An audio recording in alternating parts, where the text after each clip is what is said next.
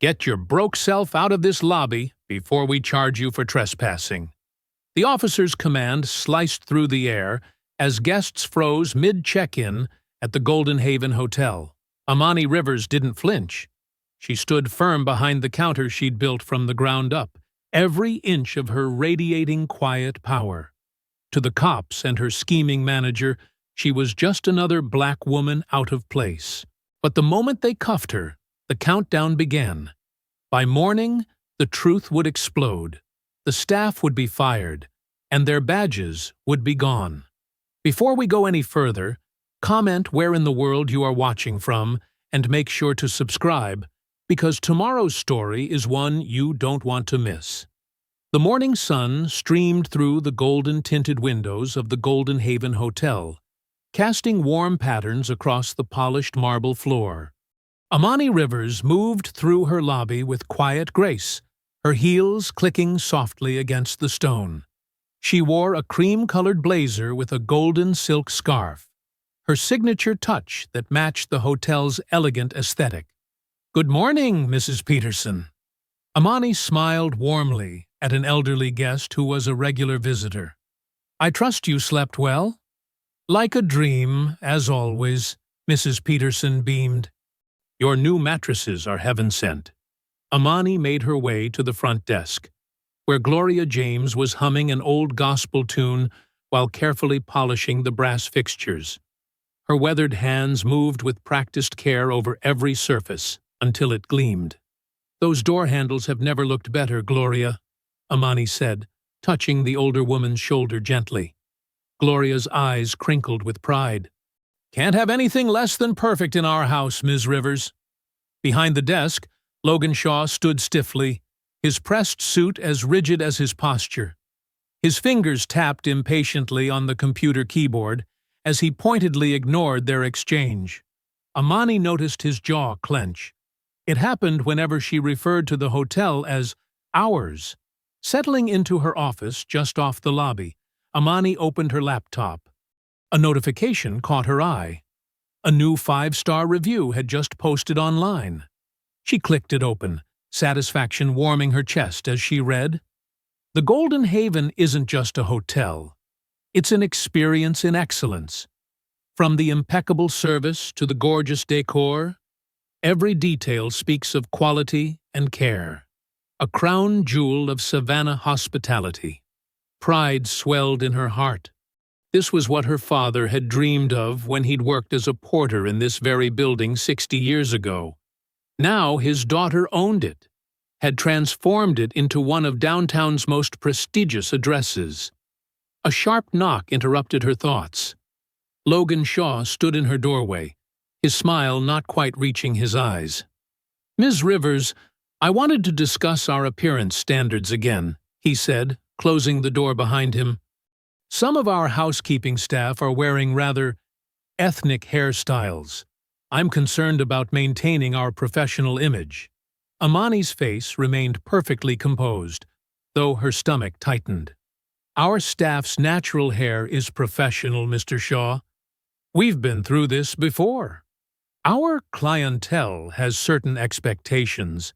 Yes, they expect excellent service, which they receive." Amani cut him off smoothly. "Was there anything else?"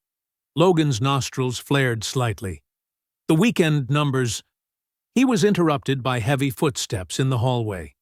Deshaun Rivers appeared in the doorway, his broad shoulders filling the frame. Despite his crisp suit, his military bearing was evident in his straight spine and alert eyes.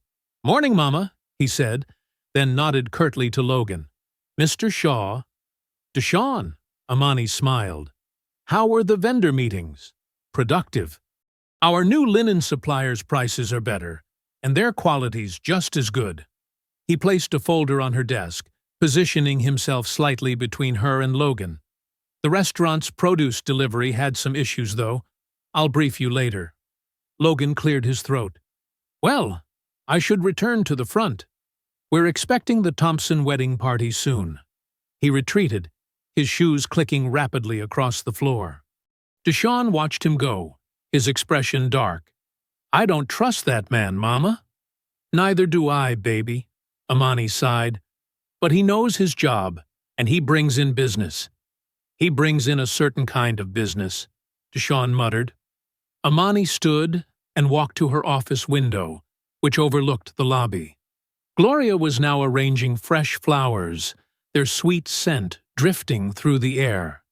A young black couple was checking in, the woman admiring the crystal chandelier, while their little girl twirled on the patterned carpet. "This is what matters," Amani said softly. "When I was that child's age, we couldn't even stay in hotels like this. Now she can see someone who looks like her owning one." Movement near the elevators caught her eye. Logan was speaking in low tones with a man in an expensive gray suit. Something about their body language made her instincts prickle. The way they stood too close, how Logan's hand partially concealed their handshake, the quick glance around before they parted. The man in the gray suit walked briskly toward the entrance. As he passed through a shaft of morning sunlight, Amani's breath caught. She recognized the silver hair, the confident stride, the artificial smile. Councilman Walter Reeve, chairman of the Urban Renewal Committee. The same man who'd been in the news last month, praising the revitalization of the historic Grayson Street neighborhood. The same neighborhood where 3 black-owned businesses had mysteriously lost their leases before being bought out by developers. Deshawn stepped up beside her. "Mama, you okay?" Amani watched Reeve disappear through the revolving door, her reflection in the window glass showing no trace of her unease. "I'm fine, baby. Just fine." The lobby buzzed with activity as the Teachers Association convention brought waves of retired educators through the Golden Haven's doors. Their animated chatter about educational reform and memorable classroom moments filled the air, mixing with the soft classical music playing through hidden speakers. Gloria James stood near the entrance, helping an elderly black delivery man who was slumped on one of the lobby's plush benches. His uniform was dark with sweat from hours of working in the Georgia heat. She held a glass of ice water to his trembling hands. "Take your time, Mr. Washington," Gloria said softly, her motherly concern evident. "This heat's no joke today." The driver nodded gratefully, sipping the water. "Thank you, ma'am. Just need a minute. Been delivering since dawn." "You delivered our linens right on schedule," Gloria assured him. "Least we can do is offer some water and rest." The peaceful moment shattered as Logan Shaw's voice cut through the lobby like a whip. "What is this?" He stormed across the marble floor, his face flushed with anger. "We're not running a homeless shelter." Gloria straightened her spine. "Mr. Washington is our linen delivery driver, Mr. Shaw. He's just... I don't care who he claims to be." Logan's voice rose, drawing attention from nearby guests. "This is a 4-star hotel, not some street corner rest stop. Get him out." Mr. Washington struggled to his feet, dignity warring with exhaustion on his weathered face. "I'm going, sir. Don't want no trouble." "Logan!" Amani's voice rang out clear and firm as she emerged from her office. The lobby fell quiet as she crossed the floor, her heels striking a measured rhythm against the marble. "That's enough." "Ms. Rivers," Logan turned, his lips curling. "This is a security issue. We can't have random people lounging in our lobby." "Mr. Washington has been delivering our linens for 3 years," Amani said evenly. "He's a valued partner of this business, and Gloria was right to offer him water on a day like today." She turned to the driver. "Please, sir, take your time. You're welcome here." Logan's face darkened. "You don't make those decisions. I'm the general manager, and I say he needs to leave." He stepped closer to Amani, lowering his voice to a hiss. "And you need to stop undermining my authority." Several convention guests had their phones out now, recording the confrontation. Amani noticed, but kept her focus on Logan. "I expect you to apologize to both Mr. Washington and Gloria." "Now?" "Apologize?" Logan barked out a laugh. I don't take orders from you. In fact, he pulled out his phone, fingers jabbing at the screen. Yes, police? We have a situation at the Golden Haven Hotel. An aggressive woman is threatening our staff and refusing to leave the premises. Gasps rippled through the lobby. Gloria's hand flew to her mouth. Mr. Shaw, you can't. She's becoming hostile. Logan continued into the phone, his eyes locked on Amani's. We need officers immediately. He hung up and smiled coldly. Now we'll see who really runs this place. Amani stood perfectly still, her heart pounding but her face composed. Gloria, please help Mr. Washington to the staff room. Mr. Shaw, you're making a serious mistake. The only mistake was letting you think you belonged behind that desk, Logan sneered. Sirens wailed in the distance, growing closer. The convention guests murmured, more phones appearing to record the scene. Through the golden-tinted windows, red and blue lights began to flash. 3 officers burst through the revolving door, 2 men and a woman. The larger male officer, Brent Klein, immediately moved toward Amani, while Sergeant Vance Heller approached Logan.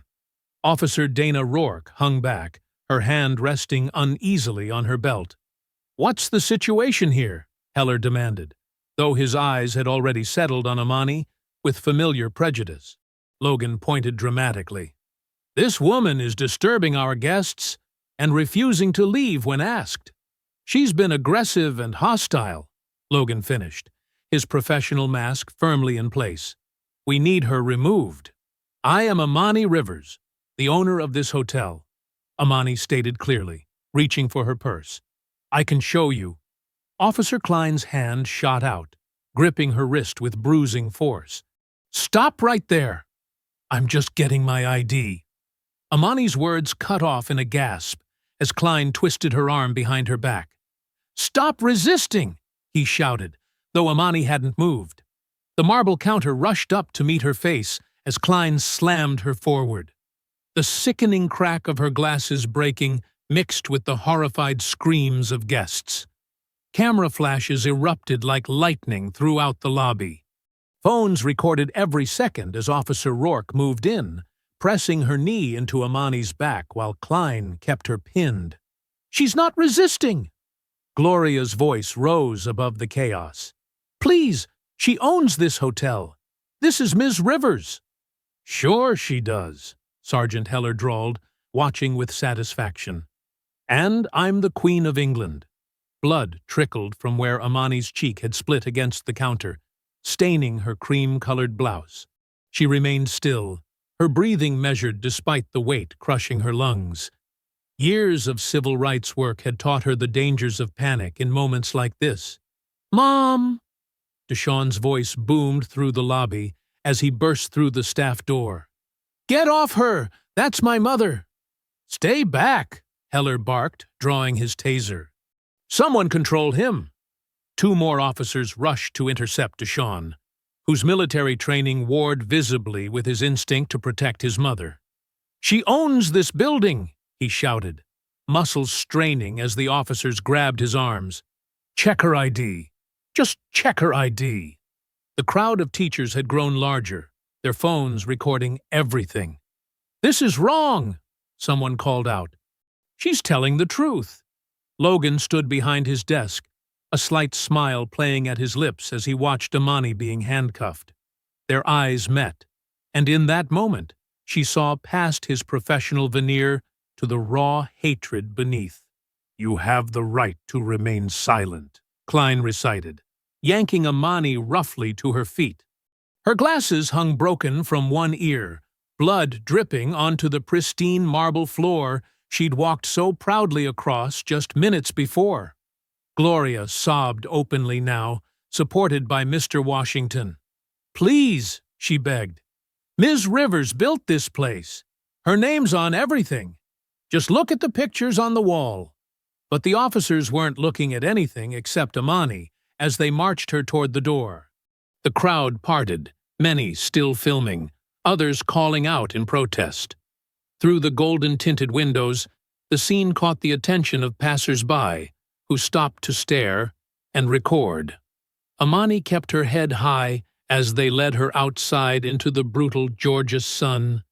Her hotel's facade gleamed behind her, the golden glass panels her late husband had insisted on catching the midday light. The same light now illuminated her public humiliation for all to see. Officer Rourke opened the back door of the cruiser, avoiding eye contact as Amani was pushed inside. The leather seat stuck to her skin through her torn silk blouse, and the metallic taste of blood filled her mouth. Through the window, she watched her son still struggling with the officers, his face twisted in helpless rage. Gloria stood weeping on the steps, surrounded by angry guests. Logan appeared in the doorway, straightening his tie with satisfaction. The door slammed shut with a final thud. As the cruiser pulled away, Amani caught a last glimpse of her life's work in the rearview mirror. The Golden Haven Hotel stood proud against the blue sky, its sign catching the sunlight like a beacon. The same sunlight that had promised such hope that morning now bore witness to her shame. But even as the hotel receded from view, Amani's mind was already working, calculating, remembering. She thought of the surveillance cameras in the lobby, the dozens of witnesses with phone footage, the documentation in her office safe. Her face throbbed where it had met the counter, but her mind remained sharp. They'd chosen the wrong woman to humiliate. They'd chosen the wrong hotel to target. The cruiser turned a corner, and the Golden Haven disappeared from sight. But Amani Rivers sat straight-backed in the police car, her dignity intact despite her bonds. They'd taken her from her hotel in handcuffs, but they hadn't taken her power. Not yet. Not ever. "Watch your head," Officer Rourke muttered mechanically as they approached an intersection. Amani said nothing. The time for words would come later. For now, she watched her city pass by through the window, counting streets, noting faces, remembering every detail of this ride. The sun continued to shine brutally bright, as if determined to illuminate every moment of this injustice. The fluorescent lights hummed overhead in the booking room, casting harsh shadows across Amani's face. Her wrists throbbed where the handcuffs had cut into her skin, but she kept her posture straight, her expression neutral. The metallic taste of blood lingered in her mouth from her split cheek. Two officers lounged against a nearby desk, making no effort to lower their voices. "Can you believe these people?" one snickered. "Always claiming to own something." "Yeah, next thing you know, she'll say she owns the whole city," the other replied, both laughing at their own joke. Amani's gaze remained fixed on the wall ahead, her mind cataloging every word, every sneer, every moment of this humiliation. The booking officer cleared his throat, tapping his pen impatiently against the desk. "Name?" he demanded again. Amani's voice came out steady and clear. "Look up your city tax records." "Listen, lady, we can do this the easy way, or—" The door burst open, and Jaya Patel strode in, her heels clicking sharply against the linoleum floor. Her tailored suit and fierce expression commanded immediate attention. A thick manila folder was clutched in her hand. "Remove those handcuffs from my client immediately," Jaya ordered, her voice cutting through the room like a blade. "Ma'am, this is a restricted area."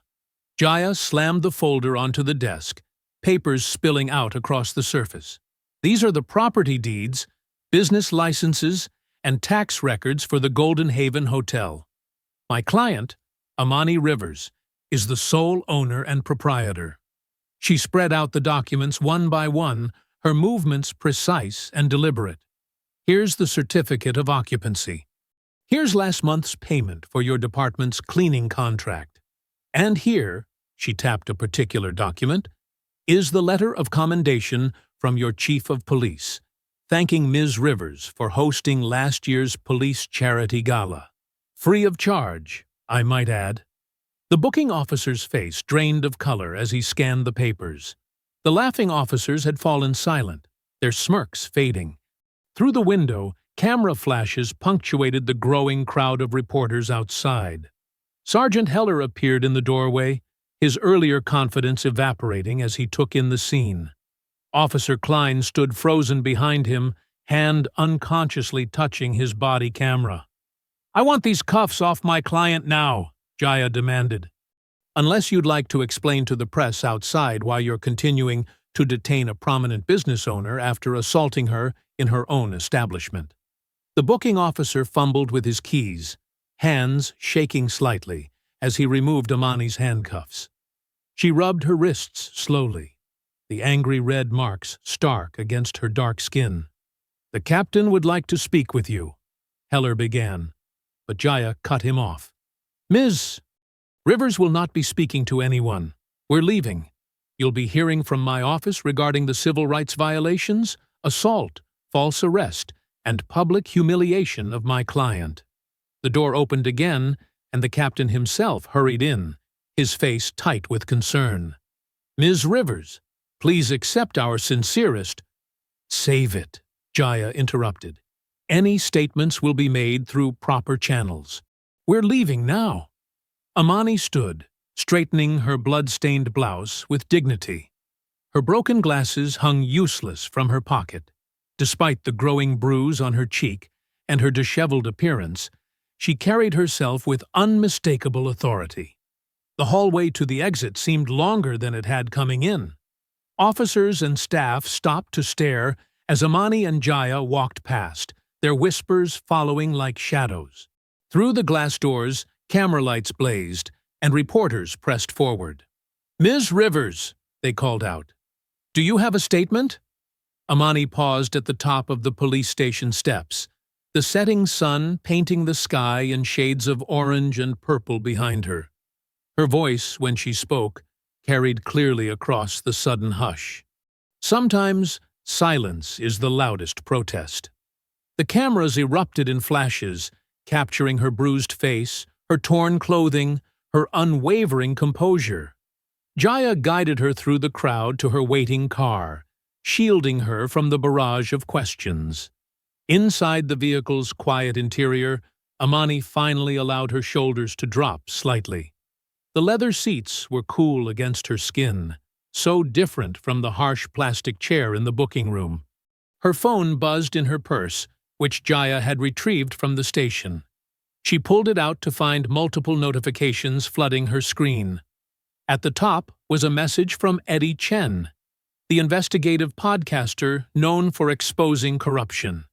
He had posted the footage of her arrest, captured by dozens of phones in the hotel lobby.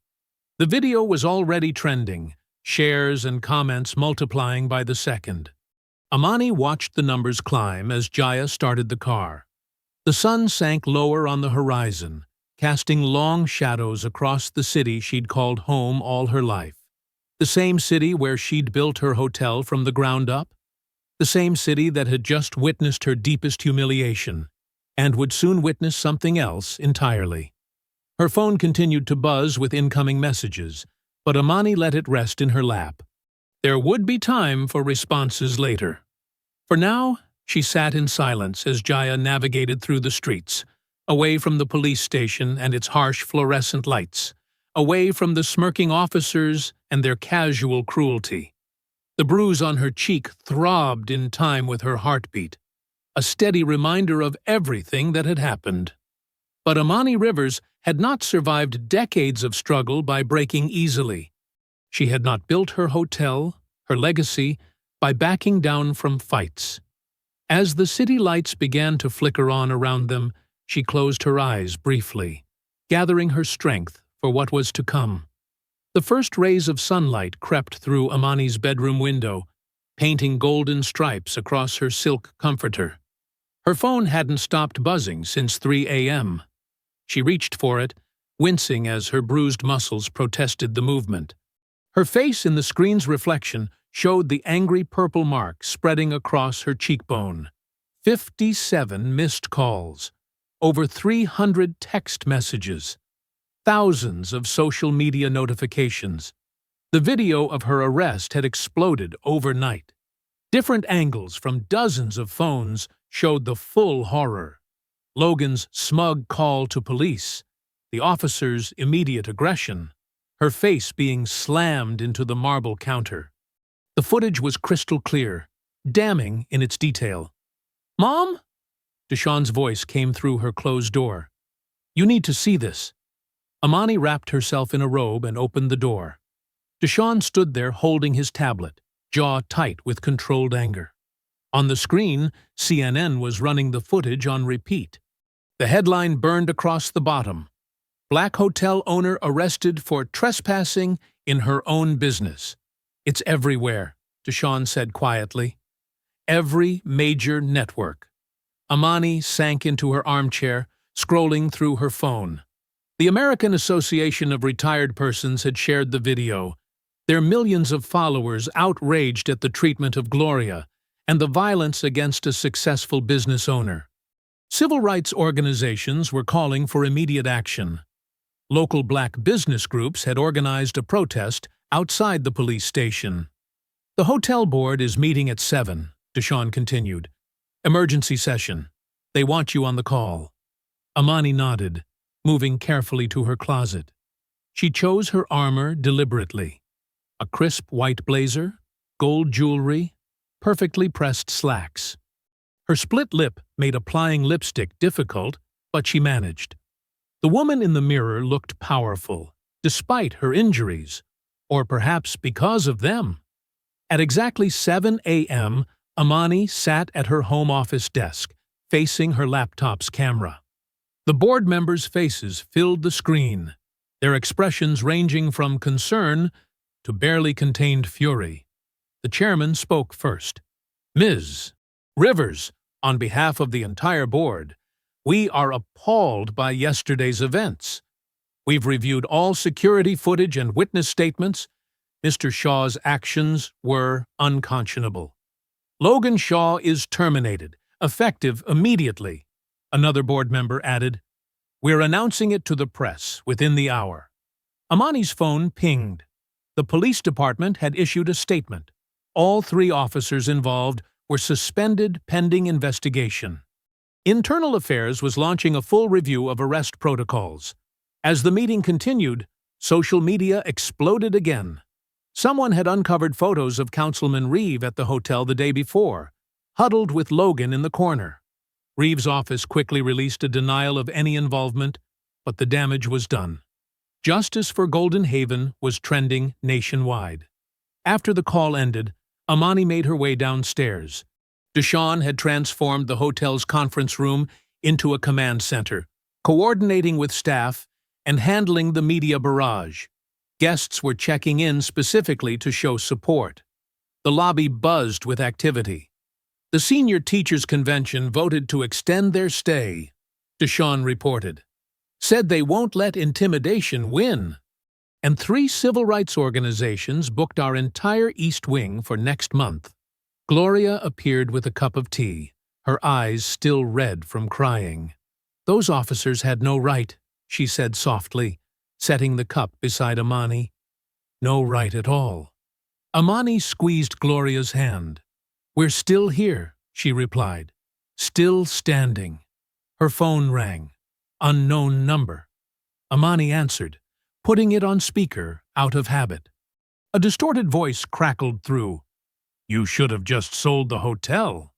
Deshawn immediately began tracing the call, but the line went dead too quickly.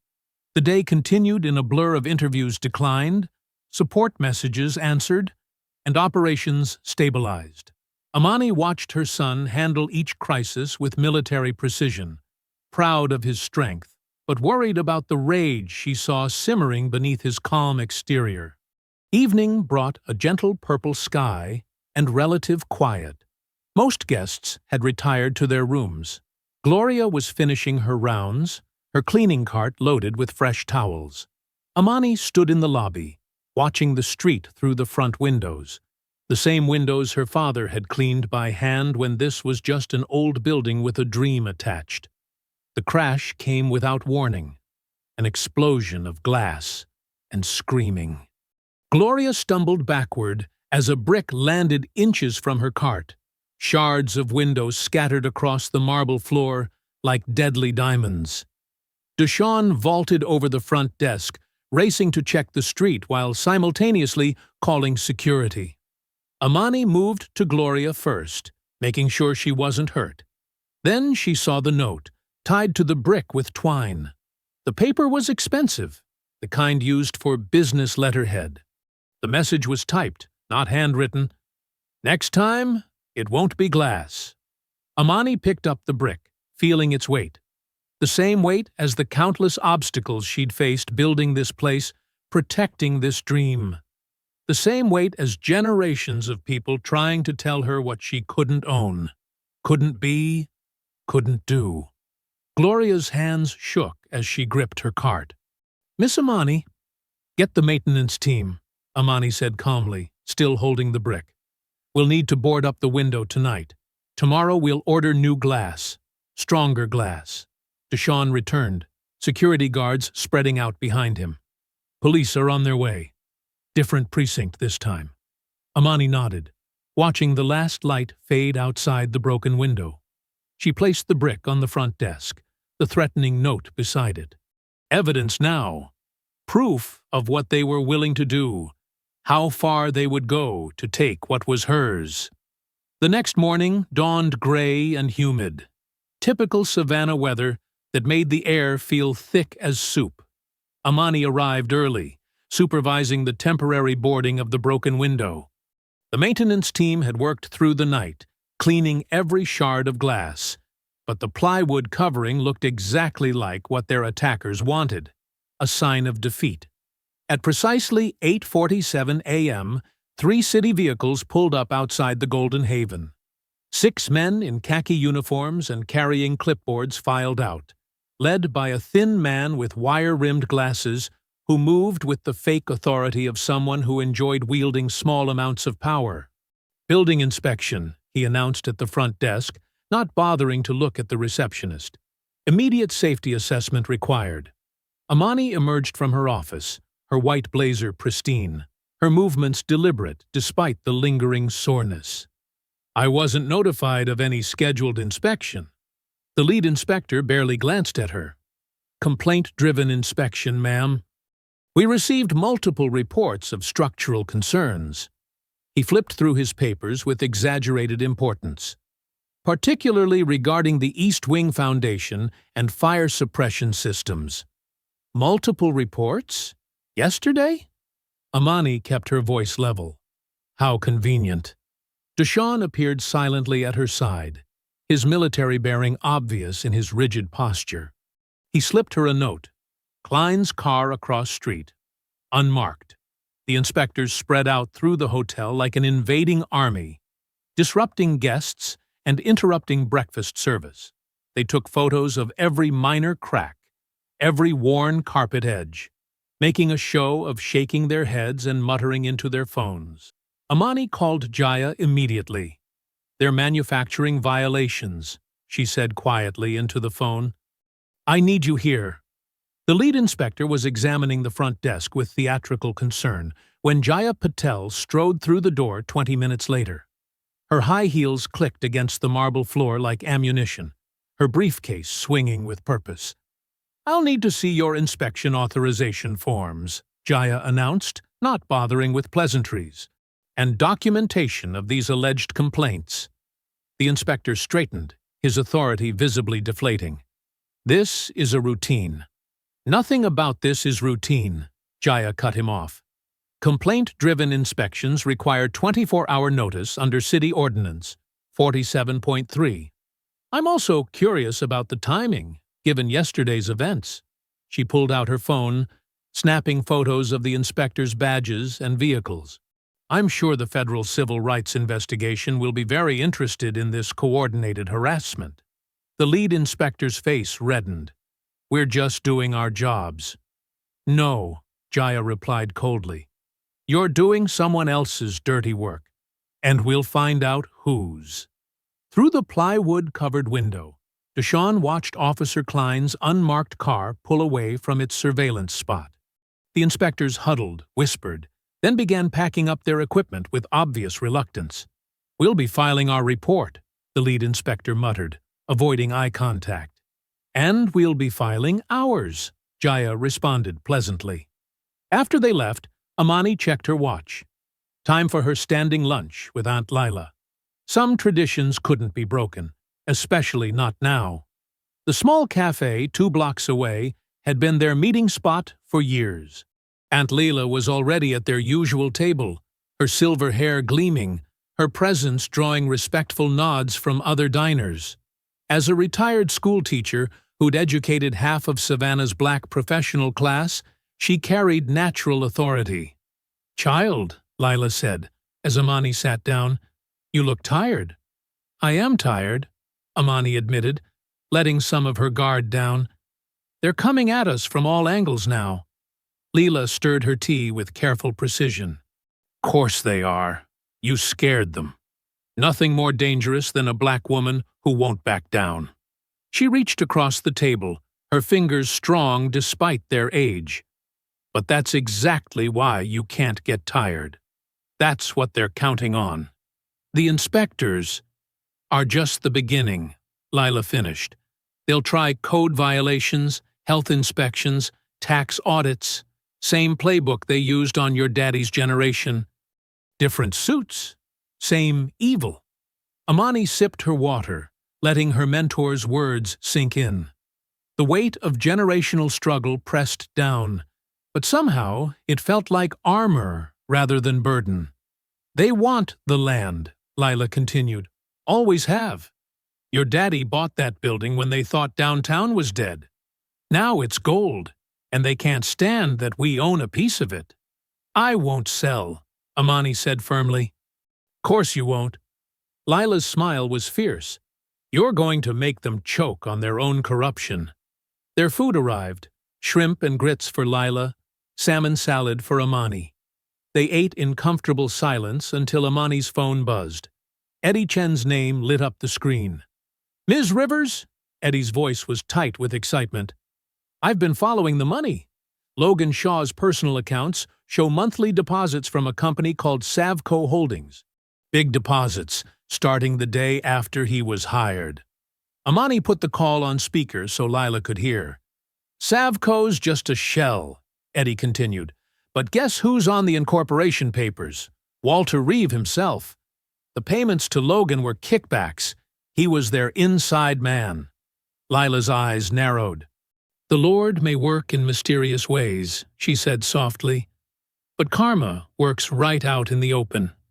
After lunch, Amani and Aunt Lila drove straight to Jaya's downtown office.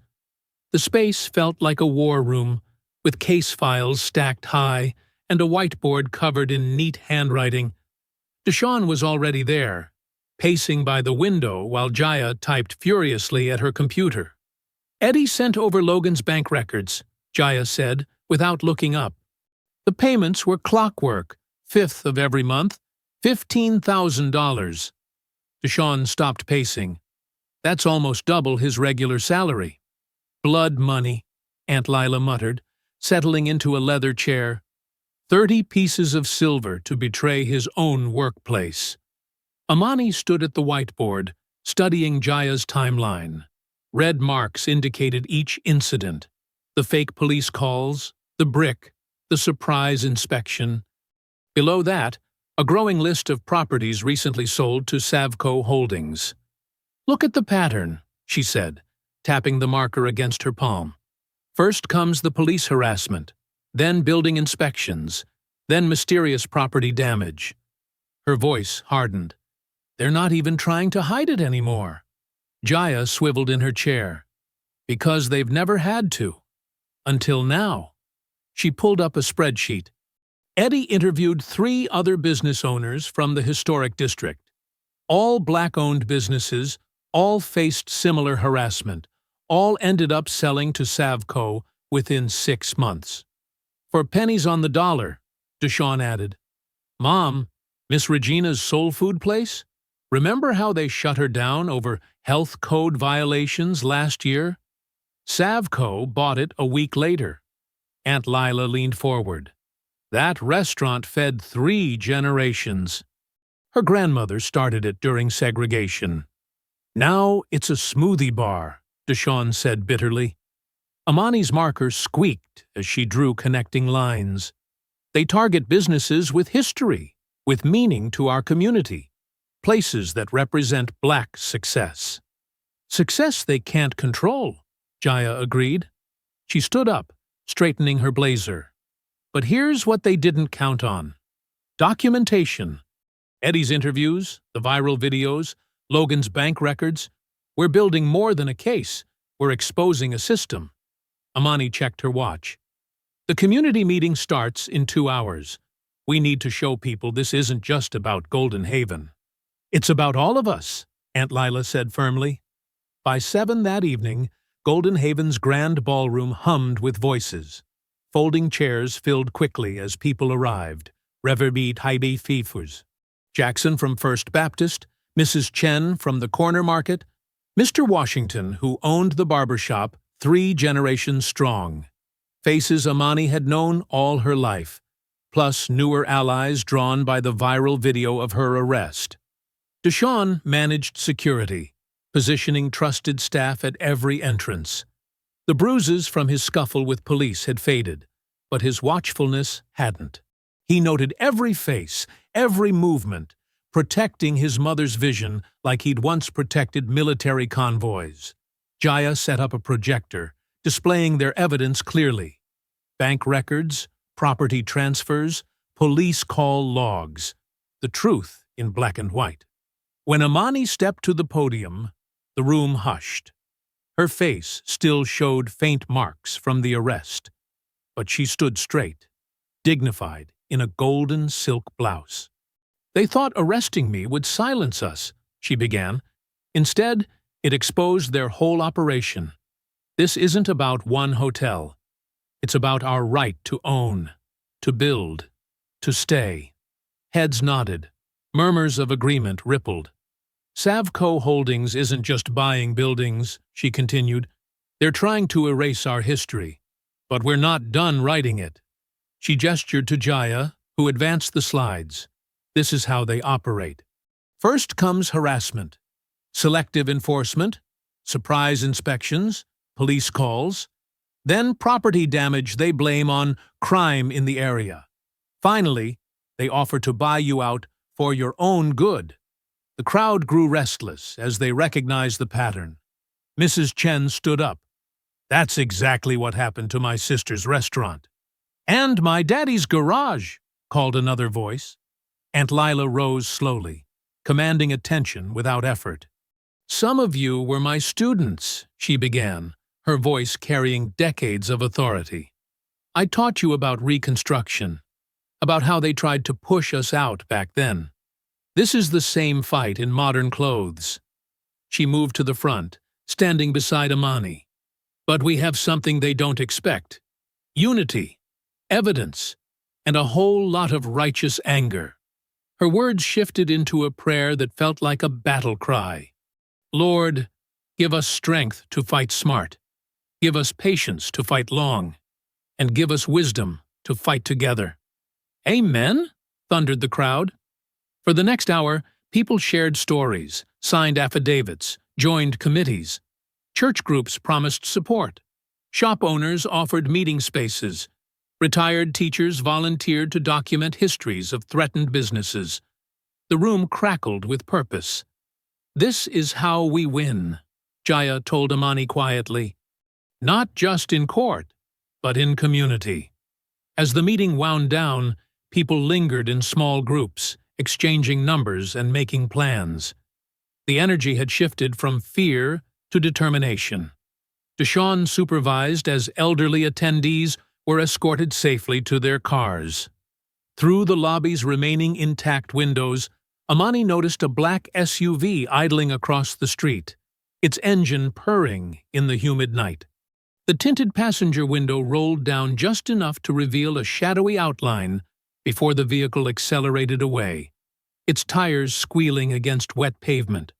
Morning sunlight painted the Savannah City Hall steps, golden as protesters gathered, their signs bobbing like flowers in a breeze.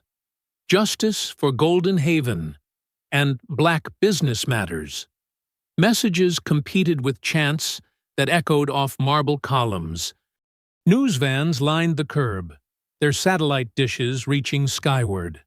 Amani climbed the steps beside Jaya, both women dressed in crisp suits that meant business. Deshaun flanked his mother's other side, scanning the crowd with military precision.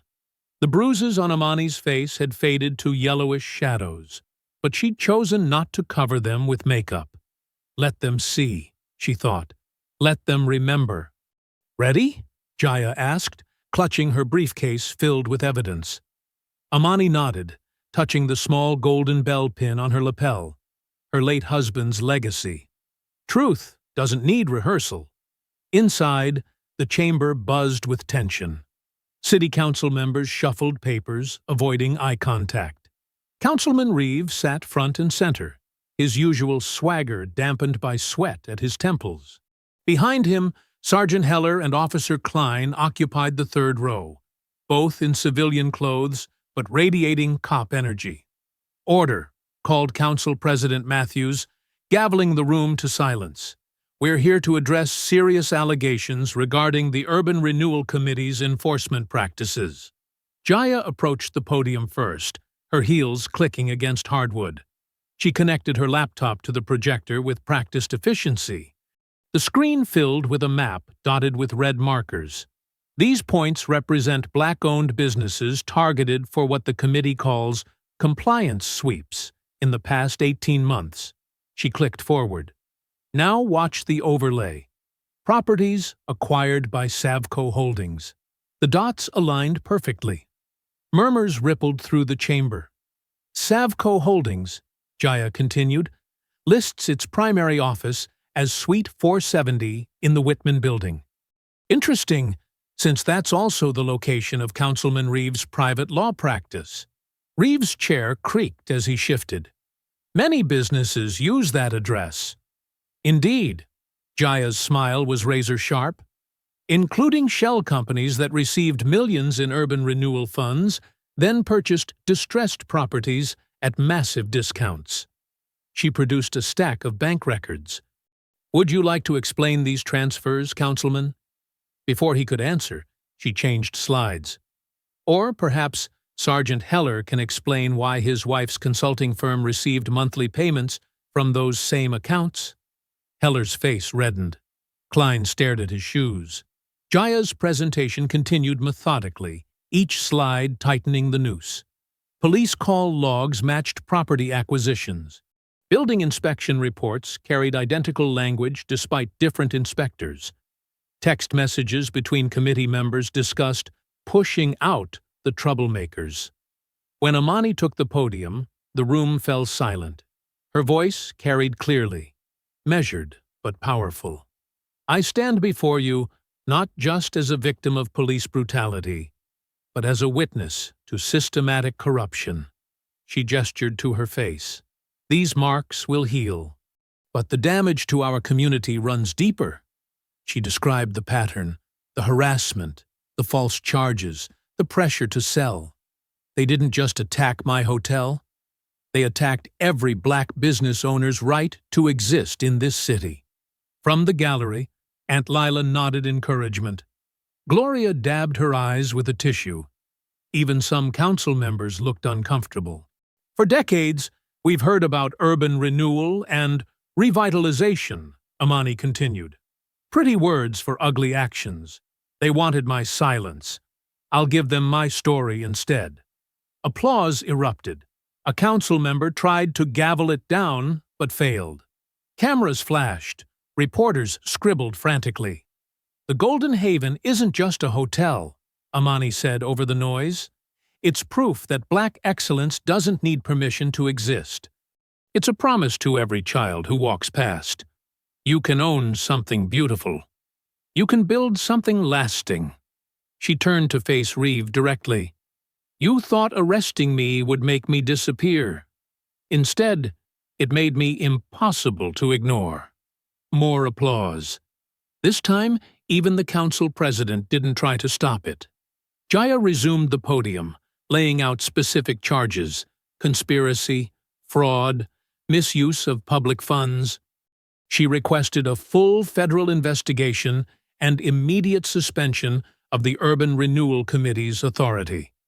The council moved to establish an emergency oversight panel.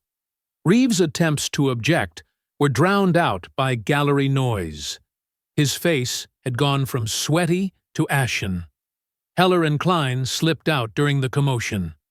Deshawn tracked their exit, noting how they hunched like beaten dogs. As the session concluded, reporters swarmed. Cameras pushed close, microphones thrust forward. Amani answered questions with dignity, while Jaya handled the technical details. Will you file civil rights charges? What about the other affected businesses? Councilman Reeve, do you have a response? They pushed through the media scrum toward the exit. Outside, the protesters cheered. Someone started singing, "Ain't Gonna Let Nobody Turn Me Around." The crowd joined in. Aunt Lila appeared at Amani's elbow with a bottle of water. "You did your daddy proud today, child." "We're not done yet," Amani replied, but she smiled. Deshawn helped clear a path to their waiting car. The singing followed them down the steps.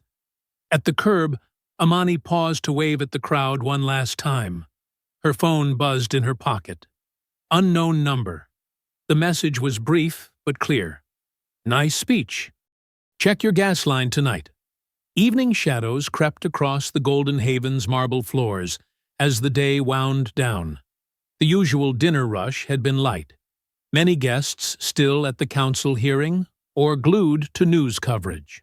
Deshawn moved through the kitchen, checking burners and storing leftovers, while humming an old gospel tune his grandmother taught him. "Good night, Mr. Rivers," called Maria, one of the line cooks, as she hung up her apron. "Night, Maria. See you tomorrow." Deshawn smiled, but his military instincts kept his senses alert. Victory at the hearing felt too easy. His mother's phone threat echoed in his mind. In the lobby, Gloria straightened magazines and fluffed throw pillows. Two other staff members, Jake from maintenance and Sarah from housekeeping, helped close up shop. The gentle tinkling of Gloria's cleaning cart provided familiar comfort. "Miss Amani sure showed them today," Gloria said proudly, adjusting a flower arrangement. "Lord, you should have seen those council members squirming." Deshawn nodded, scanning the security cameras on his tablet. Everything looked normal, but something felt off. The air seemed different. He paused, nostrils flaring. There it was, faint but distinctive. Gas. "Gloria," he said sharply, "do you smell that?" She sniffed, frowning. "Now that you mention it..." The explosion hit like a thunderclap. The east wing erupted in a fireball that shattered windows and sent debris flying. The blast knocked Deshawn off his feet. Smoke billowed. Emergency lights flashed as sprinklers hissed to life. "Everyone out!" Deshawn shouted, scrambling up. Through the thickening smoke, he saw Gloria sprawled near her cart, not moving. Jake lay crumpled by the front desk. Sarah struggled to stand, clutching her arm. Training kicked in. Deshawn rushed to Gloria first, checking her pulse. Steady. She was breathing, but unconscious. He hoisted her over his shoulder in a fireman's carry. "Sarah, can you walk?" She nodded, tears streaking her soot-stained face. "I think my arm's broken." "Head for the front door. I'll get Jake." Water poured from the sprinklers, turning the marble floors treacherous. Deshawn carefully made his way to the exit with Gloria. Outside, guests and neighbors gathered, pointing and shouting. He gently laid Gloria on the sidewalk. "Someone call 911, he ordered, though sirens already wailed in the distance. He sprinted back inside. Jake was starting to stir when Deshawn reached him. "Come on, brother. Let's move." He helped the dazed maintenance man to his feet, supporting him as they stumbled out through the cascading water. Amani's car screeched to a halt at the curb. She leaped out, still in her hearing suit, horror etched on her face as flames licked the night sky. "Is everyone out?" she demanded. "All staff accounted for," Deshawn reported. No guests in house. We were closing up. Emergency vehicles arrived in force. Fire trucks, ambulances, police. Paramedics swarmed the injured staff. Gloria regained consciousness, confused but alert.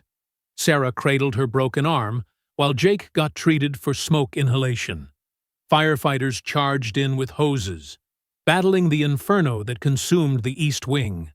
The blaze reflected in the hotel's golden windows, making them look like portals to hell. Amani stood straight-backed, watching her dream burn. Her expression wasn't defeated. It was carved from stone. Jaya arrived minutes later, taking in the scene with sharp eyes. "Fire marshal's already calling it suspicious," she said quietly. "Gas line was deliberately cut. Professional job." "They waited until the hearing," Amani replied, voice tight. "Made sure we were all distracted." A fire captain approached, helmet under his arm. "Ma'am, we've contained the blaze to the East Wing. Sprinkler system helped, but there's extensive damage. Our investigators will need access once it's fully out." "Of course." Amani's voice was steady, but Deshawn saw her hands trembling. Two insurance agents materialized, looking uncomfortable in suits among the emergency workers. They muttered about accelerants and prior threats while taking photos. The crowd grew as news vans arrived. Reporters thrust microphones forward, shouting questions. Jaya ran interference, keeping them back. "Mrs. Rivers, any comment on the explosion? Is this related to today's hearing? Will Golden Haven rebuild?" Deshawn watched his mother's face in the flashing emergency lights. She'd worn that same expression when his father died. Pain transformed into iron purpose. Gloria insisted on standing despite the paramedics' protests. She hobbled to Amani's side, water dripping from her uniform. "They think they can scare us away," Gloria said fiercely. "But we're family here. Family doesn't run." Amani squeezed her hand. Around them, hotel staff gathered. Kitchen workers, housekeepers, front desk clerks, all drawn by news of the explosion. They formed a circle around their owner, a wall of solidarity. The flames gradually died under the firefighters' assault. Smoke drifted into the Savannah night like lost ghosts. The elegant East Wing, with its ballroom and luxury suites, was a blackened skeleton. Amani's phone buzzed. She looked at the screen, jaw tightening. Deshawn read the message over her shoulder. "Sell, or next time, we finish the job." 2 days after the explosion, yellow police tape still fluttered around the Golden Haven's East Wing. The morning sun couldn't hide the scorched walls or shattered windows. News vans clogged the street, their satellite dishes reaching skyward like metal sunflowers. Inside Jaya's downtown office, Amani sat at a gleaming conference table, surrounded by stacks of documents. Her tailored blazer couldn't hide the exhaustion in her shoulders, but her eyes burned with determination. "RICO laws were designed for mob bosses," Jaya explained, spreading papers across the table. "But they work just as well against corrupt officials. We prove a pattern of criminal enterprise, and the whole house of cards falls." "Pattern is right here," Deshawn said from his laptop station in the corner. His fingers flew across the keyboard, screens reflecting in his glasses. "Savco's network security is good, but military training taught me better. Look at this." He turned his screen. Complex financial diagrams filled the display, arrows connecting offshore accounts to familiar names. "There's our smoking gun." Jaya leaned forward. "Reeve's been laundering development funds through shell companies in the Caymans. And look who else has their hand in the cookie jar." "Sergeant Heller," Amani's voice was ice. 5 separate accounts under his wife's maiden name. "That's not all." Eddie Chen walked in, laptop under his arm. Dark circles under his eyes suggested sleepless nights of investigation. "My sources just sent me something interesting." He pulled out a digital recorder and pressed play. The room filled with voices. These minority-owned businesses are holding up progress, Reeves' familiar drawl. We need more aggressive cleanup operations.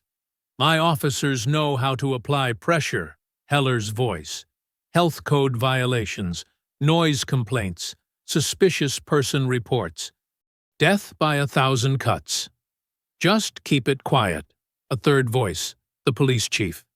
Election season's coming. Eddie stopped the recording. 3 hours of strategy sessions. They're talking about systematic harassment of black business owners across 5 districts. Timing these leaks will be crucial, Jaya said, making notes. We release the financial data first, let them deny it, then hit them with the recordings when they're off balance. Deshawn's phone buzzed. He checked the message, eyebrows rising. Got another piece of the puzzle. Officer Rourke wants to talk. The female officer from my arrest? Amani asked. Says she's been keeping records, dates, times, coded orders from Heller about target properties. Deshawn looked up. She sounds scared. She should be, Jaya said. Whistleblowers against police corruption tend to have short careers, but her testimony could be invaluable. Outside, a reporter's voice drifted up. Sources suggest the hotel explosion may be linked to a larger pattern of harassment against minority business owners. Amani walked to the window, watching the media circus below. They thought burning my hotel would silence us. Instead, they lit a spotlight. Social media's on fire, Eddie added, scrolling through his phone. Black business owners across 3 states are coming forward with similar stories. Your case broke the dam. Deshawn's computer chimed. Got another hit. Savco's internal emails mention something called Operation Clean Sweep. Started 6 months ago. Systematic targeting of minority-owned properties for acquisition. Cross-reference those dates with police incident reports, Jaya instructed. Build a timeline. Already on it. The pattern's clear as day. Sudden increases in patrol activity, code violations, harassment complaints, all within days of Savco marking a property for renewal. Amani's phone lit up with a text from Gloria. News crew trying to interview injured staff. What should we tell them? Nothing yet, Amani replied. We play this our way. Rourke wants to meet, Deshawn announced. Says she has body cam footage from the arrest that never made it into evidence. Jaya checked her watch. I can meet her in 30 minutes. Where? Diner on Montgomery. She's insisting on public but quiet. Smart woman, Eddie commented. Harder to make someone disappear in public. The room fell silent as they absorbed the stakes. These weren't just documents and recordings. They were ammunition in a war for justice. Be careful, Amani told Jaya. If they were willing to bomb my hotel? I've faced worse, Jaya assured her. In Chicago, I had a client whose evidence got 3 dirty cops convicted. Lived on my couch for a month while death threats poured in. Deshawn stood. I'll drive you. Better to have backup. The diner's parking lot was half full when they arrived. Officer Rourke sat in her personal car, not a patrol vehicle, nervously watching the entrance. She wore civilian clothes, a baseball cap pulled low. Jaya approached alone while Deshawn watched from their car. Rourke's hands shook as she reached into her glove compartment. She withdrew a small flash drive, labeled in neat handwriting. Body cam, lobby incident, uncut. Back in Jaya's office, they gathered around her desktop monitor. The flash drive's contents loaded, revealing crystal-clear footage from Officer Rourke's body cam. The timestamp showed 12:17 p.m. on that fateful day. Watch Heller carefully, Rourke had warned them. Around minute 3. The video began with the officers entering the hotel's gleaming lobby. Tourists scattered as they approached. Phones raised to record.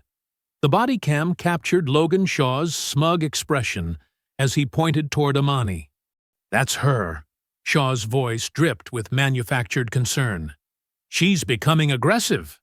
The footage showed Amani standing perfectly still, hands visible, voice steady. "I am the owner of this establishment. I can provide identification." Heller's phone buzzed in the video. The camera caught him glancing down at the screen. The message preview was clearly visible. From Logan Shaw. "Make it stick. Reeve wants this wrapped today." "There," Deshawn paused the video, pointing. "That's the smoking gun." Amani leaned closer, studying the frozen frame. He reads the message, then immediately escalates the situation. They continued watching. The footage showed what the viral videos hadn't caught. Heller discreetly nodding to Klein before the assault began. When Amani reached for her purse, Klein was already moving to grab her, proving the takedown was planned, not reactive. "Notice my position." Rourke's voice had trembled during their meeting. "I deliberately kept my camera running and angled. We're trained to obstruct footage during controversial arrests. I did the opposite." The video captured every moment of excessive force in high definition. The sound of Amani's face hitting the marble counter echoed through Jaya's office speakers. Deshawn's hands clenched into fists. "Easy." Amani touched her son's arm. "This is exactly what we needed." The footage continued through the arrest, documenting every ignored protest from witnesses. Hotel guests shouted that Amani was the owner. Gloria begged them to check her ID. None of it mattered. The officers were following a script. "Listen to their radio traffic," Jaya pointed out. They heard Heller's voice.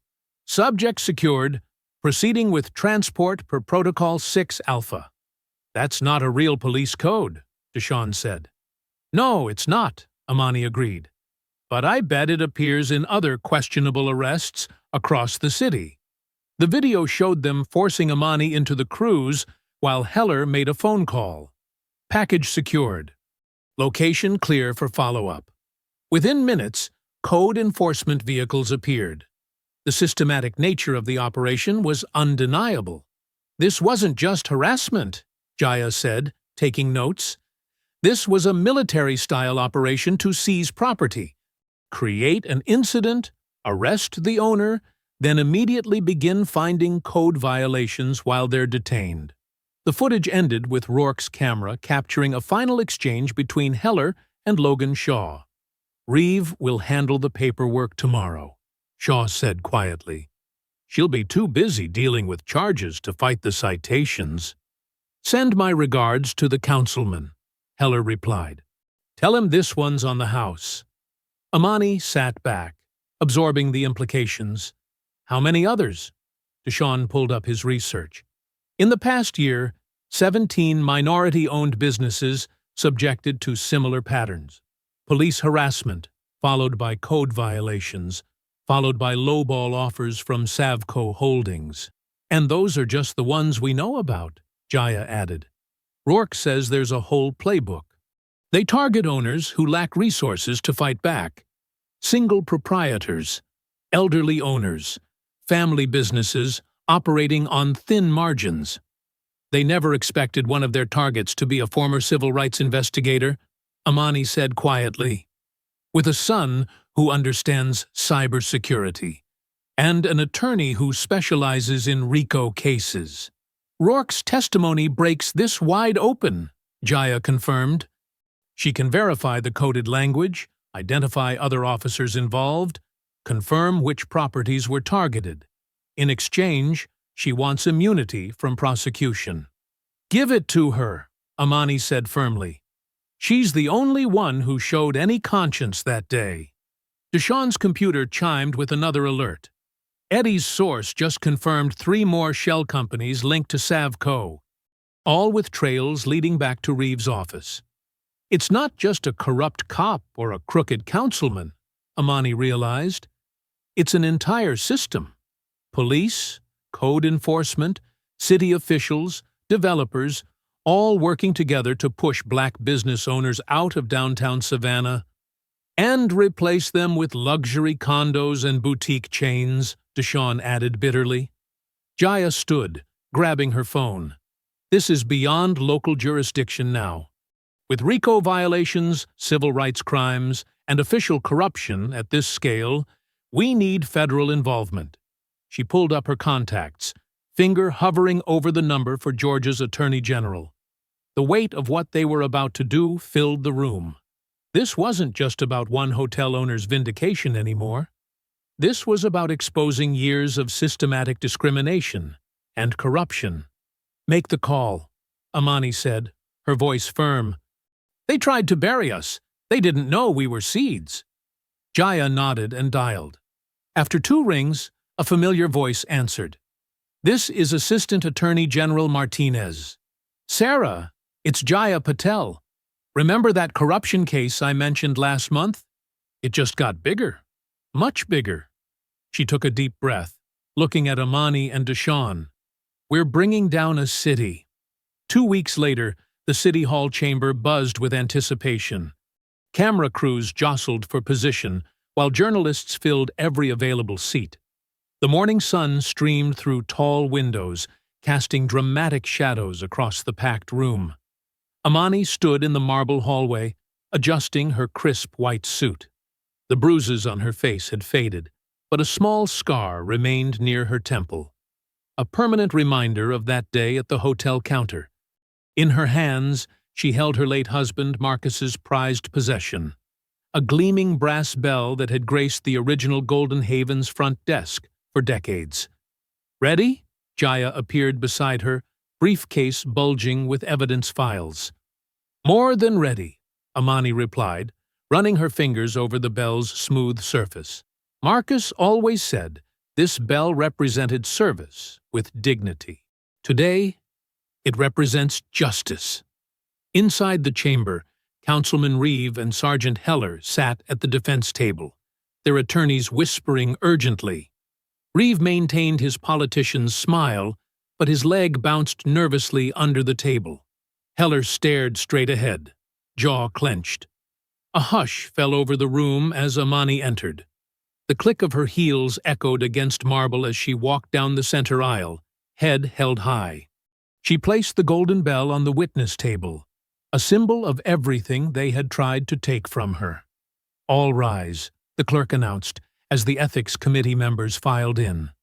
Jaya approached the podium first, her voice clear and controlled. "What you're about to see isn't just about one incident at one hotel. This is about a systematic campaign to drive minority business owners out of downtown Savannah." She began methodically laying out the evidence.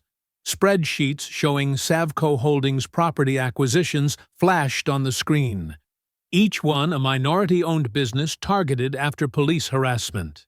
Bank records revealed payments flowing from shell companies to private accounts held by Reeve and Heller. "Protocol 6 Alpha," Jaya explained, playing audio clips from multiple police raids. "A code that appears nowhere in official police procedures, yet shows up repeatedly in arrests at minority-owned businesses before they're pressured to sell." Officer Rourke's testimony came next via video deposition. She detailed how the scheme worked: targeted harassment, manufactured citations, coordinated pressure from multiple city departments. The chamber grew tenser with each revelation. Reeve's attorney tried to object, claiming the evidence was circumstantial. But then, Jaya played the body cam footage. The crystal-clear evidence of conspiracy left no room for doubt. Several committee members visibly recoiled at the sight of Amani's face being slammed into the counter. Throughout it all, Amani sat perfectly still, the golden bell beside her catching sunlight. She noticed Logan Shaw in the back row, shoulders slumped, already knowing his guilty plea had helped build this case. Just as Jaya prepared to call her first witness, movement at the front of the chamber drew everyone's attention. Mayor Charles Dawson rose from his seat in the front row, his presence commanding instant silence. "Madam Chairwoman," he said, his voice carrying authority. "Before we proceed, there's something this committee needs to understand." All eyes turned to the mayor as he moved to the center of the room. Dr. Rivers's arrest wasn't just a random act of discrimination. It was the catalyst we needed, the final piece of evidence in an investigation that's been ongoing for months. Gasps rippled through the chamber. Reeves' face drained of color. "Since January, Doctor. Rivers has been working with my office and state investigators," Dawson continued. "Her hotel's surveillance systems, her son's cyber expertise, and her own background in civil rights investigation helped us document this corruption from the inside." The revelation hit like a thunderbolt. Journalists frantically typed on their phones. Photographers' cameras clicked rapidly, capturing the shocked expressions on every face. "When they assaulted her that day," Dawson said, gesturing to the body cam footage frozen on screen, "they didn't just attack a business owner. They attacked someone who had already compiled enough evidence to expose their entire operation." The mayor turned to face Amani, genuine respect in his voice. Dr. Rivers agreed to let that arrest happen, knowing it would force them to reveal their whole system. She chose to endure humiliation to protect other business owners from suffering the same fate. The chamber erupted in murmurs. Amani remained composed, though her hand tightened around the golden bell. This was the moment when her private pain transformed into public purpose. Suddenly, the heavy doors at the back of the chamber burst open. FBI agents in tactical gear poured in, led by a senior agent holding up a badge. "Councilman Walter Reeve," the agent's voice boomed. "Sergeant Vance Heller, you're under arrest for conspiracy, civil rights violations, and racketeering under the RICO statute." Chaos erupted. Reeve tried to stand but was quickly handcuffed. Heller attempted to reach for something under his jacket, but found himself face down on the table, agents securing his arms. In the back, 2 more agents moved to arrest the developers who had worked with Savco Holdings. Cameras flashed like strobe lights. Journalists shouted questions. The chairman banged his gavel uselessly as the room descended into pandemonium. Through it all, Amani remained seated, one hand resting on her golden bell, watching justice unfold in real time. Near the defense table, Reeve locked eyes with her as agents led him past. The man who had tried to steal her dignity now had none of his own. In that moment, Amani did something that cut deeper than any harsh word. She smiled, small and satisfied, then turned away dismissively as they led him out in handcuffs. The next morning dawned clear and bright over Savannah. The chaos at City Hall had dominated every news channel, but now a different kind of energy filled the air, one of renewal and vindication. At Golden Haven, the sound of construction echoed through the damaged East Wing. Workers in hard hats carefully removed charred debris, while others measured spaces for new drywall. The city's emergency reconstruction grant had come through overnight, and local contractors had offered discounted services in solidarity. Amani stood in the lobby, reviewing blueprints with Deshawn. The marble counter where she'd been assaulted was being replaced with elegant black granite. Her choice. No need to preserve painful memories. "Miss Rivers!" a familiar voice called out. Gloria James walked through the front door, her uniform pressed and perfect, despite her arm being in a sling from the explosion. Tears welled in her eyes as Amani embraced her. "Welcome home, Gloria," Amani said softly. "We saved your cleaning cart." Gloria dabbed at her eyes. "I knew you'd win. Even that day, when they—" She trailed off, unable to finish. "I just knew." Other staff members gathered around, many wearing Golden Haven Strong T-shirts that local supporters had printed. The hotel might be partially under construction, but their spirit remained unbroken. At 10 o'clock, news vans assembled outside for Amani's official statement. She chose to deliver it from the hotel steps, standing exactly where they'd dragged her out in handcuffs weeks before. Jaya stood supportively at her side. "Good morning," Amani began, her voice steady and clear. "First, I want to thank every person who stood with Golden Haven during these challenging times. Your support proved what I've always believed, that justice may be delayed, but it cannot be denied." Camera shutters clicked rapidly as she continued. This hotel was built on my late husband's dream of creating a space where everyone is treated with dignity. When certain individuals tried to destroy that dream, they didn't realize they were actually making it stronger. She gestured to the construction crews working behind her. Today, we begin rebuilding, not just walls and windows, but trust.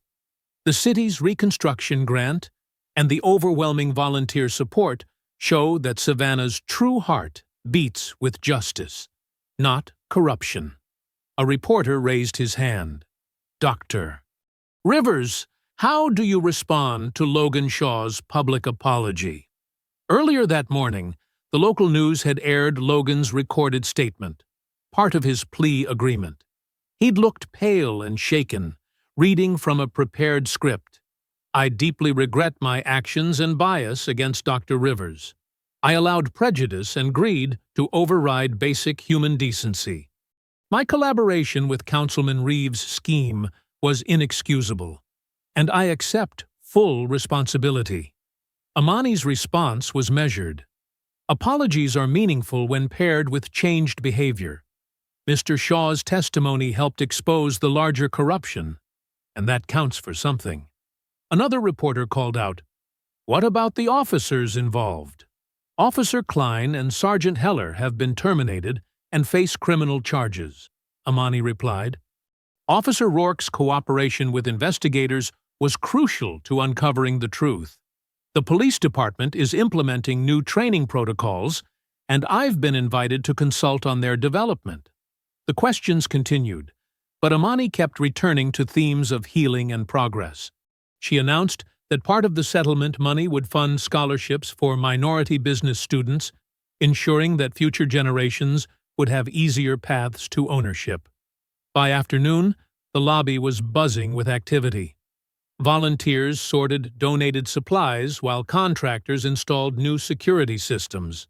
Gloria supervised from her rolling chair, making sure every detail met her exacting standards. Deshaun coordinated with the construction team, his military precision proving invaluable in managing the complex renovation schedule. He'd added extra cameras and reinforced windows. No one would catch Golden Haven vulnerable again. Local businesses sent food for the workers.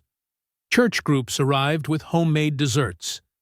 Senior citizens who'd supported Amani through the ordeal set up a refreshment station, serving sweet tea and sharing stories of their own battles against discrimination. Aunt Leela organized a prayer circle in the garden, their voices lifting in hymns that carried over the construction noise. Even some tourists stopped to join in, drawn by the spirit of community healing. As sunset approached, Amani took a moment alone in her office. On her desk sat the morning's paper with the headline, "Federal Charges for Former Councilman Reeve. Corruption Scheme Exposed. Multiple Arrests."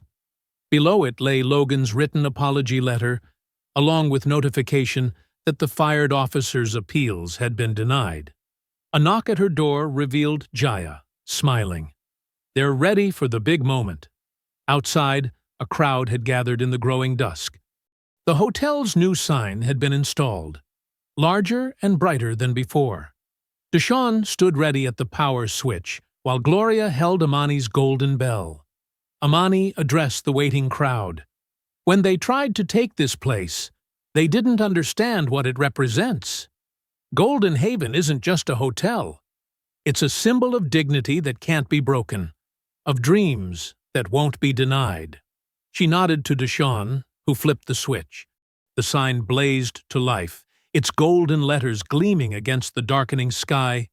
Golden Haven, owned and protected. Gloria rang the bell, its clear tone ringing out across the street like a declaration of victory. Applause erupted from the crowd. Camera flashes captured the moment as Amani stood proudly beneath the glowing sign, its light reflecting in her eyes like a promise kept, a battle won, a legacy secured. 2 weeks after the sign lighting, Golden Haven's grand reopening day arrived with perfect Georgia weather. Morning sunlight streamed through the restored lobby windows, making the new black granite counter gleam. Fresh flowers filled crystal vases, their sweet scent mixing with the aroma of coffee from the newly installed cafe. The Mount Zion Baptist Church Gospel Choir arranged themselves on the curved staircase, their royal blue robes adding dignity to the restored space.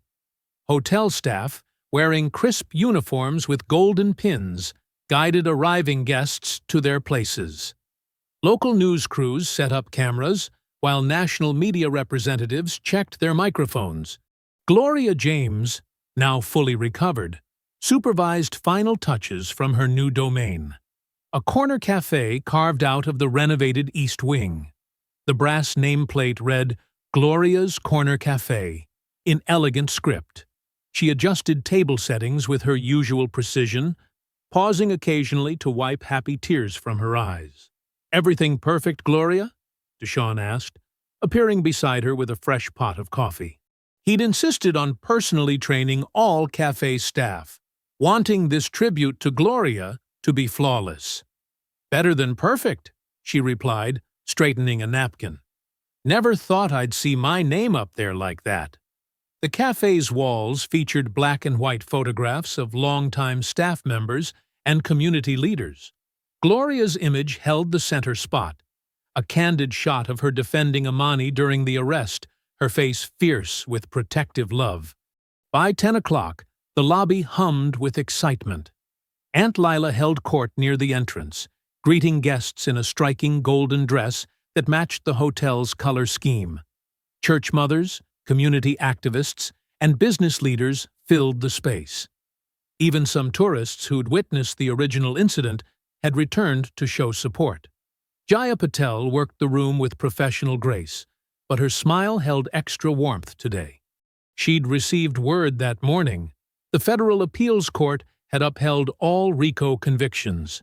Reeve, Heller, and their conspirators would serve their full sentences.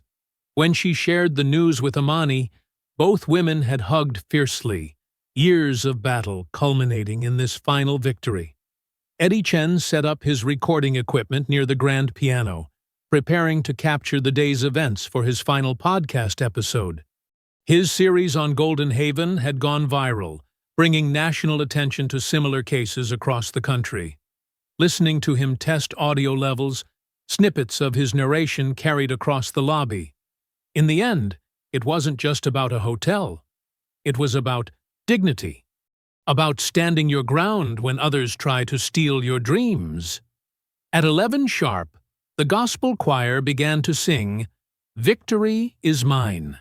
Their harmonies soared to the ceiling, filling every corner with jubilation. Guests swayed to the music, some raising their hands in praise, others wiping away tears. Amani emerged from her office, radiant in a white suit, with subtle gold threading. Deshawn stood at her right, while Aunt Lila took her left. Together, they approached the golden ribbon stretched across the main entrance. The choir's final note held as Amani addressed the crowd. "When my late husband and I bought this building 20 years ago, people said we were dreaming too big. When others tried to take it from us, they thought we'd give up that dream. But dreams built on love and justice don't die easily." She gestured to the gathered faces. Every person here played a part in our victory. Every prayer, every protest, every act of solidarity proved that community is stronger than corruption. When they tried to shame us, you helped us stand taller. When they tried to silence us, you amplified our voice. Gloria stepped forward, carrying a velvet cushion that held the golden ceremonial scissors, the same scissors that Amani's husband had used 2 decades earlier at the first opening. Aunt Lila placed her hand over Amani's on the scissors handle, their shared grip symbolic of generations standing together. "Golden Haven isn't just a hotel," Amani continued.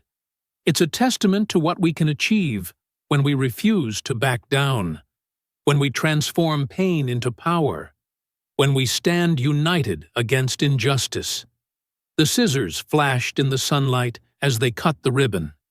Applause thundered through the lobby as the choir launched into "Oh, Happy Day." Guests surged forward to hug Amani, shake hands with Deshawn, and congratulate Jaya. Gloria's Corner Cafe officially opened its doors, serving its signature golden-spiced coffee and honey butter biscuits. The recipe came from Gloria's grandmother, a former cook for Savannah's elite who'd never been allowed to own her own establishment. Now her granddaughter presided over a space that bore her family's culinary legacy. Eddie moved through the crowd, gathering final interviews for his podcast. His microphone captured snippets of joy, triumph, and vindication. When he reached Amani, his question was simple. "What does this moment mean to you?" She thought for a moment, then smiled. "It means that sometimes justice rings clear as a bell." The crowd gradually quieted as Amani moved toward the restored reception desk. There, mounted on a polished stand, hung the golden bell.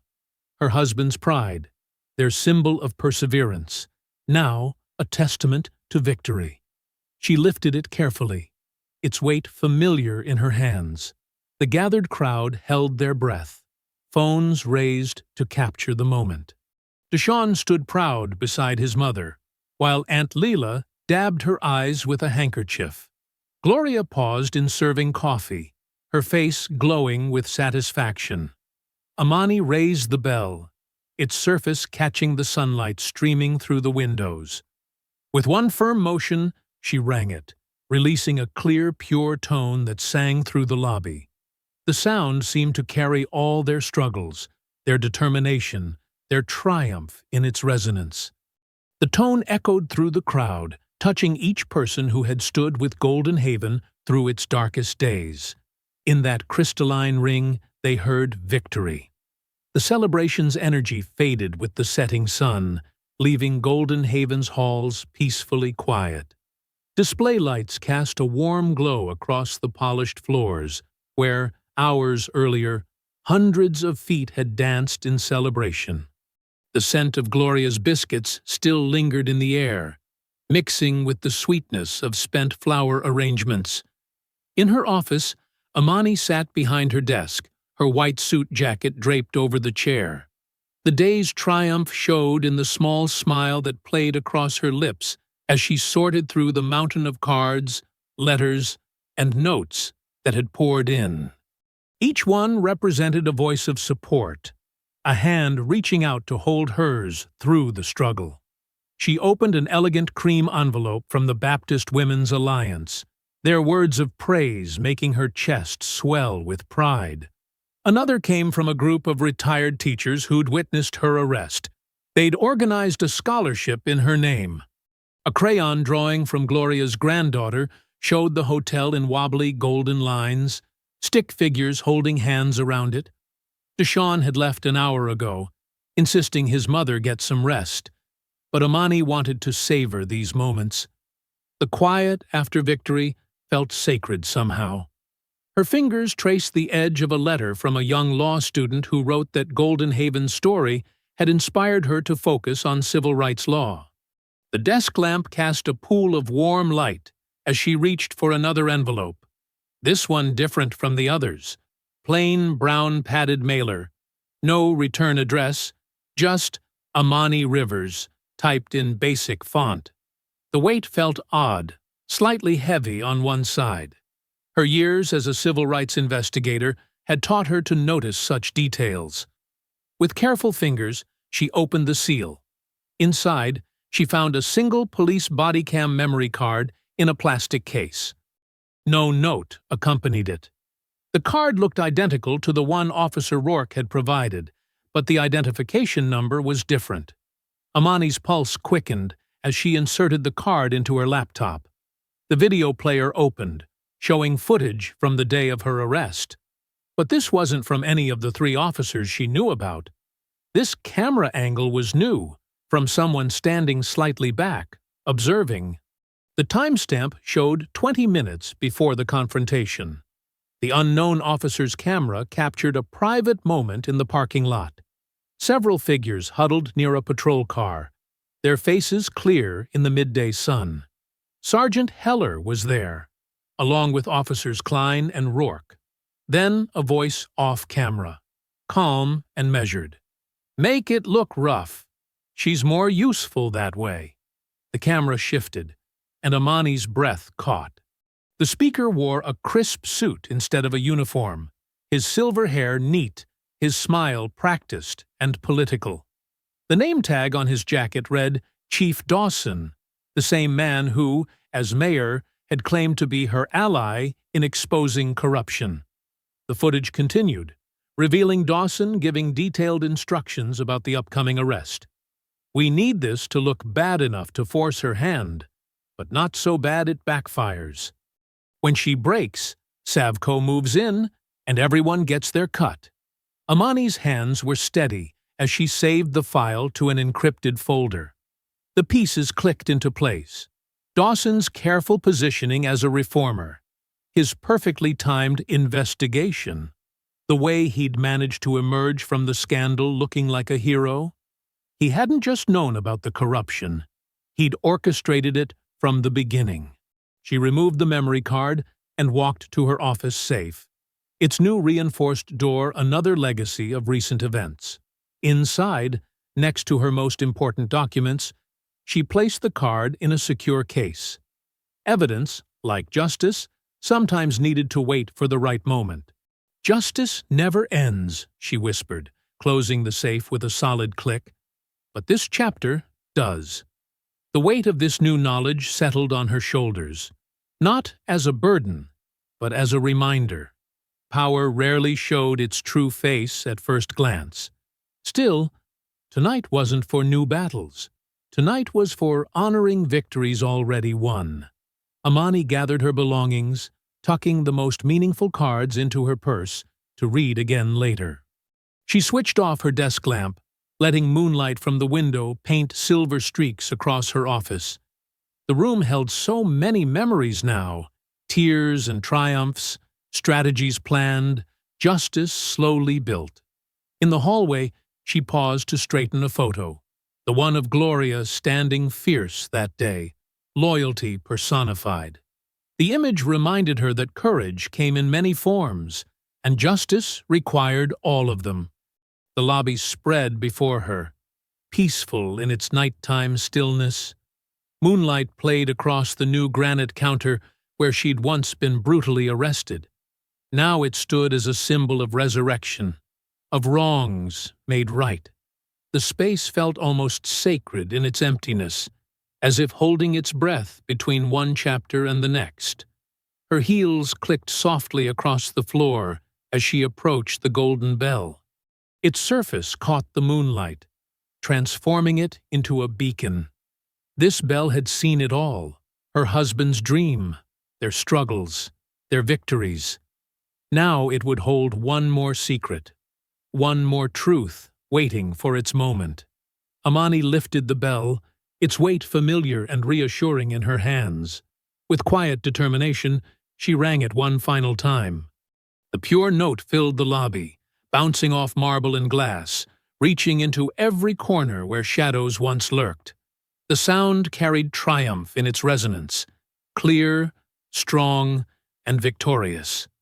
Justice had been served. Not completely, not perfectly, but significantly. The ring faded slowly, leaving behind a silence full of promise. Tomorrow would bring new challenges, but tonight, in this moment, victory was complete. I hope you enjoyed that story. Please share it with your friends and subscribe so that you do not miss out on the next one. In the meantime, I have handpicked 2 stories for you that I think you will enjoy. Have a great day.